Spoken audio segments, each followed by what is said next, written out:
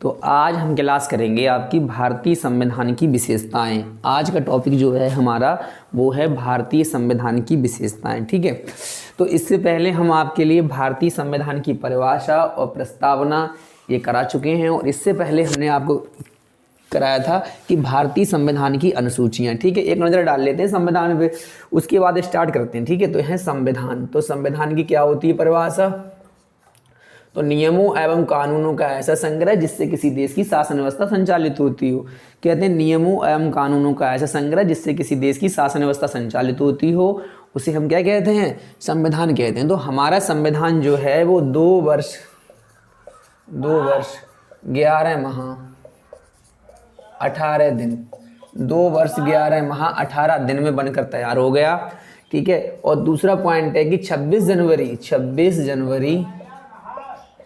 जनवरी सन 1950 को हमारा संविधान हमारे देश में लागू हो गया। ठीक है, और तीसरी बात है कि हमारे संविधान में अनुच्छेदों की संख्या, जो अनुच्छेद हैं हमारे संविधान में, जो अनुच्छेद हैं उनकी संख्या 395।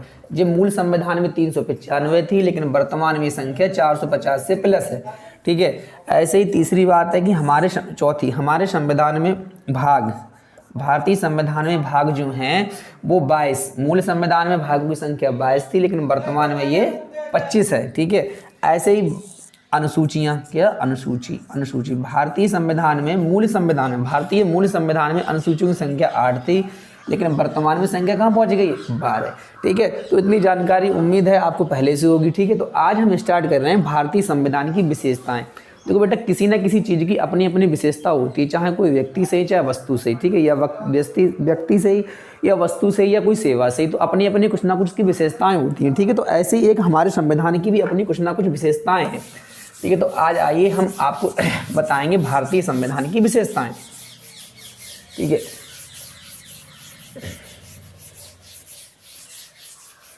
तो यहाँ लिखेंगे भारतीय संविधान की विशेषताएं। भारतीय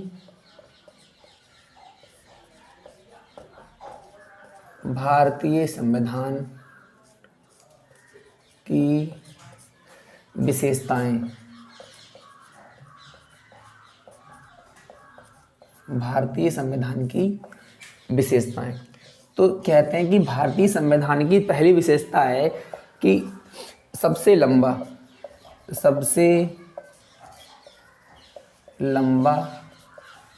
एवं लिखित संविधान।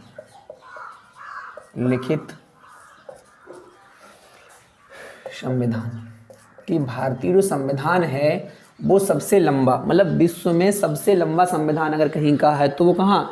भारत का। और ये लिखित संविधान है। देखो, संविधान प्रत्येक देश, चाहे कोई देश सही, और उसका शासक यदि अपने देश को सुचारू रूप से उस पर शासन या प्रशासन अगर वो करेगा, तो सबसे पहले उससे संविधान की आवश्यकता पड़ती है। कि संविधान मतलब नियमों एवं कानूनों का ऐसा संग्रह जिससे किसी देश की शासन व्यवस्था संचालित होती हो। ठीक है, तो नियम एवं कानून मतलब रूल्स एंड रेगुलेशन, मतलब कि कौन सी शर्तें होंगी, कौन सी कंडीशन होंगी जिसपे वो शासन करेगा। तो सर्वप्रथम क्या है कि हमारा जो भारत है उसका जो संविधान की सर्वप्रथम विशेषता है कि संविधान सबसे लंबा एवं लिखित संविधान। की जो हमारा संविधान है वो एक तो लिखित है। विश्व में 2 तरह के संविधान पाए जाते हैं, या तो लिखित या अलिखित। तो हमारा जो संविधान है वो कैसा है? लिखित है, और लिखित के साथ काफ़ी लंबा है। ठीक है, तो पहली विशेषता हो गई।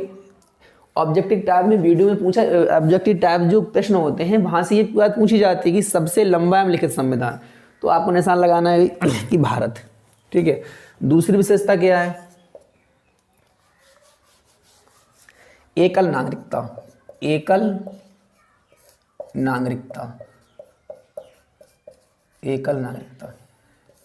कि जो भारतीय संविधान है उसमें दूसरी विशेषता क्या है कि यहाँ एकल नागरिकता, यहाँ दोहरी नागरिकता का प्रावधान नहीं है। एक अमेरिका का ऐसा संविधान है जहाँ व्यक्ति को दोहरी नागरिकता प्राप्त होती है। राज्य की नागरिकता कुछ और होगी और केंद्र सरकार की नागरिकता और होगी, लेकिन हमारे यहाँ पे जो क्या है वो एकल नागरिकता है। क्या? एकल नागरिकता, बस भारतीय हैं। जाति धर्म आपका अलग हो सकता है, ठीक है, लेकिन जब नागरिकता की बात आती है, अगर किसी व्यक्ति का, अगर भारत की किसी भी क्षेत्र, किसी भी, चाहे ग्राम पंचायत की, चाहे विधायक की, चाहे कोई सी भी, मतलब अगर नामावली है, मतलब जो मतदान सूची अगर उसका उसमें नाम है तो उसे भारत की नागरिकता प्राप्त है। ठीक है, तो एकल नागरिकता कठोर एवं लचीला संविधान।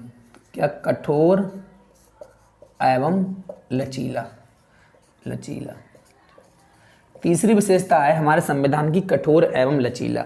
हमारा जो संविधान है ये काफ़ी कठोर और लचीला संविधान है। कैसा? कठोर और लचीला संविधान है। कठोर इस वजह से है, लचीला इस वजह से कि हमारे संविधान में यदि किसी प्रावधान में कोई परिवर्तन करना हो, उसमें कुछ चीज़ जोड़ना हो, कुछ एडवांस जोड़ना हो, तो यदि संसद चाहे तो 2/3 बहुमत से, ठीक है, अगर प्रस्ताव पास करा ले तो संशोधन हो सकता है। लेकिन इसके साथ में क्या कि राज्यों से, जितने हमारे देश में राज्य हैं उनसे आधे से अधिक उनकी विधानसभा में संशोधन पास कराना होगा, तब कहीं जाके आप संशोधन कर सकते हैं। तो मतलब ये दोनों का योग जो क्या है कि कठोर एवं लचीला, मतलब लचीला तो है लेकिन उसके साथ में कैसा है? कठोर है। ठीक है।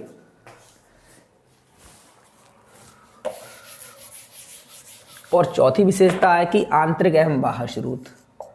आंतरिक एवं बाह्य स्रोत। आंतरिक एवं बाह्य स्रोत कि हमारे संविधान में आंतरिक एवं बाह्य स्रोत हैं कि कुछ जो रूल्स हैं, कुछ रेगुलेशंस हैं, जो कुछ नियम कानून हैं वो कुछ आंतरिक हैं तो कुछ बाह्य भी हैं। जैसे उस समय की जो स्थितियाँ और परिस्थितियाँ रही होंगी उनको मद्देनज़र रखते हुए, उनको ध्यान में देते हुए हमारे जो संविधान निर्माता है उन्हें सारी चीज़ें यहाँ जोड़ने का प्रयास किया, और जहाँ पे उन्हें कोई दिक्कत थी तो उन्होंने बाहर के संविधान से भी जोड़ने में कोई परहेज नहीं किया। तो यहाँ कह सकते हैं कि हमारे संविधान में आंतरिक एवं बाह्य स्रोत दोनों स्रोत हैं। आने वाले क्लास में आपको पढ़ाएंगे हम भारतीय संविधान के स्रोत, तो वहाँ पे हम आपको क्लियर कर देंगे कि भारतीय संविधान में कौन से स्रोत ऐसे हैं जो दूसरों के संविधान से लिए गए, मतलब जो बाह्य स्रोत हैं। पांचवी है कि मतलब मौलिक अधिकार। मौलिक अधिकार। मौलिक अधिकार पांचवी विशेषता है हमारे संविधान की कि देश के प्रत्येक नागरिक के लिए हमारी जो संविधान है वो मौलिक अधिकार प्राप्त कराता है। जैसे व्यक्ति की समानता का अधिकार, स्वतंत्रता का अधिकार, धार्मिक स्वतंत्रता का अधिकार, शिक्षा का अधिकार, ऐसे बहुत से अधिकार हैं जो हमारा संविधान व्यक्ति के लिए प्रदान करता है। छठी जो विशेषता है वो है राज्य के नीति निर्देशक तत्व।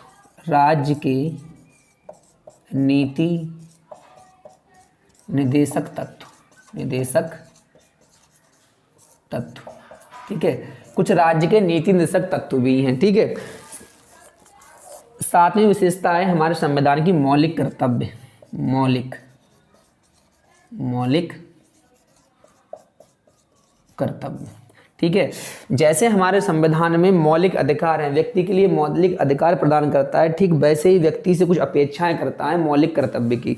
ठीक है, हमारे संविधान में मौलिक अधिकारों की संख्या पहले 7 थी लेकिन वर्तमान में 6 है। ठीक है, और ऐसी मौलिक कर्तव्यों की संख्या कितनी है? 11 है। जब हमें आपको बारी बारी से पढ़ाएंगे तो उम्मीद है आपको सब समझ में आ जाएगा। ठीक है, तो ये 7 विशेषताएं हो गई हमारे संविधान की। क्या? सबसे लंबा एवं लिखित संविधान, फिर है एकल नागरिकता, फिर है कठोर एवं लचीलापन, आंतरिक एवं बाह्य स्रोत, मौलिक अधिकार। ठीक है, पहले हमारे मौलिक अधिकार 6 थे लेकिन वर्तमान में क्या, पहले मौलिक अधिकार जो हमारे 7 थे लेकिन वर्तमान में क्या 6 अधिकार हैं। एक संपत्ति का अधिकार था, उसे अब कानूनी अधिकार रूप में जोड़ दिया गया है। ठीक है, राज्य के नीति निर्देशक तत्व और मौलिक कर्तव्य। ठीक है, समझ में आ रहा है? ठीक है।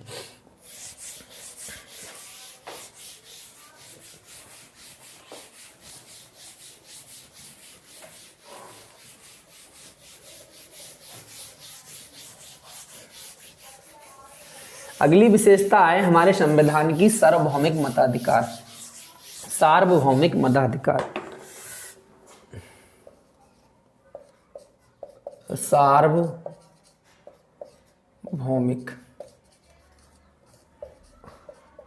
मताधिकार हमारे संविधान की 8वीं विशेषता है कि हमारे संविधान जो है सार्वभौमिक मताधिकार, मतलब कोई जाति, कोई वर्ग, अमीर गरीब सबके लिए मत देने का अधिकार है और सबके मत की जो कीमत होगी वो बराबर होगी। ऐसा नहीं है कोई अमीर व्यक्ति है या ऊंचे कुल का व्यक्ति है उसके मत की कीमत कुछ और हो और अब कोई गरीब व्यक्ति है, ठीक है, उसके मत की कीमत कुछ और हो, ऐसा नहीं है। ठीक है, तो प्रत्येक व्यक्ति जिसकी आयु 18 वर्ष से अधिक है या 18 वर्ष है वो भारतीय संविधान के अनुसार उसे सार्वभौमिक मताधिकार प्राप्त है, बरसते उसकी मतदाता सूची में उसका नाम हो। ठीक है, तो सार्वभौमिक मताधिकार।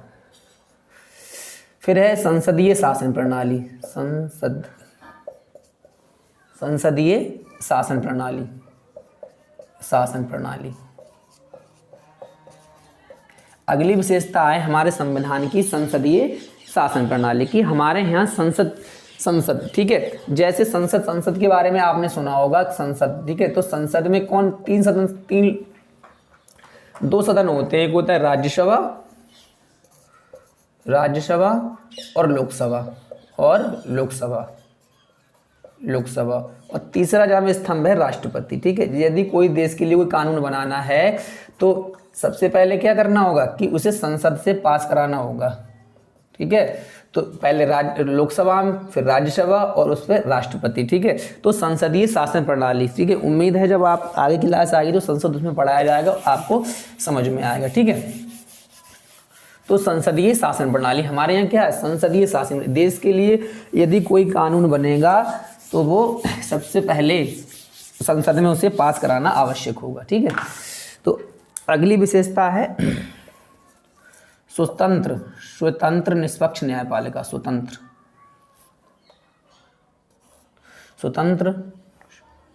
निष्पक्ष न्यायपालिका।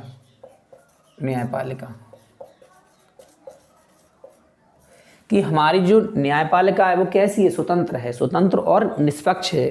ठीक है, जैसे कार्य करने के प्रत्येक देश में कार्यपालिका, विधायिका और न्यायपालिका, मतलब जो कानून बनाएगा उसे कहते हैं विधायिका, जो कानून लागू करेगा उसे कहते हैं कार्यपालिका, और जो कानून नहीं मानेगा उसके लिए किसकी आवश्यकता कर दी गई है, न्यायपालिका की।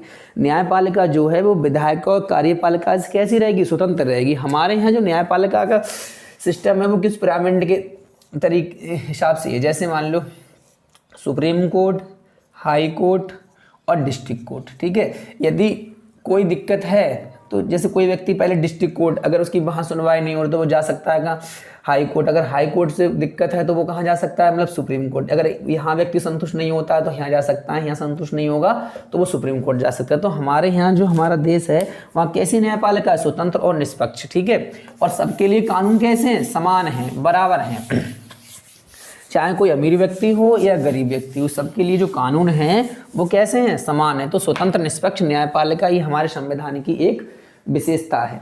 ठीक है, अगली विशेषता है त्रिस्तरीय शासन प्रणाली। त्रिस्तरीय शासन प्रणाली। त्रिस्तरीय शासन प्रणाली। त्रिस्तरीय शासन प्रणाली कि जो भारत का संविधान है वो शासन प्रणाली 3 स्तर की है।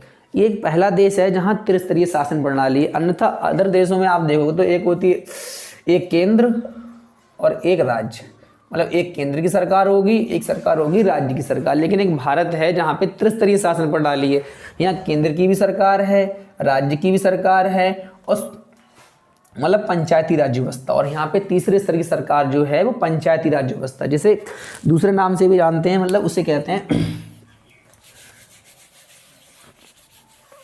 ग्रामीण, वो ध्यान से नहीं आ रहा है। ठीक है, तो कहते हैं त्रिस्तरीय शासन प्रणाली है हमारे यहाँ पे, मतलब केंद्र की सरकार, राज्य की सरकार और स्थानीय स्तर की सरकार। कौन सी, स्थानीय स्तर की सरकार, जिसे पंचायती राज व्यवस्था के नाम से हम लोग जानते हैं। ठीक है, तो 11 और 12वीं हमारे संविधान की विशेषता है कि यहाँ पंथ निरपेक्ष समाज। पंथ निरपेक्ष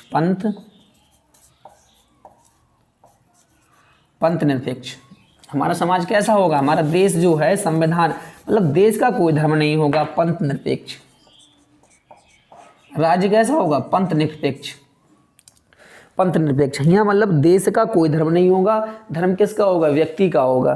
ठीक है, तो यहाँ कोई धर्म को मानने वाले लोग रह सकते हैं, चाहे तो आप हिंदू धर्म में हो या मुस्लिम धर्म में हो या सिख हो, ईसाई हो, बौद्ध हो, जैन हो, पारसी हो, यहूदी हो, ऐसे सरकार को या हमारे संविधान को कोई फर्क नहीं पड़ता है। ठीक है, तो उम्मीद है आपको ये समझ में आया होगा। ठीक है, और कहते हैं कि जी हमने आपको करा दी संविधान की विशेषताएं। ठीक है, और उम्मीद है आपको समझ में आया होगा। बाकी की क्लास जो है हम कल कराएंगे। Thank you.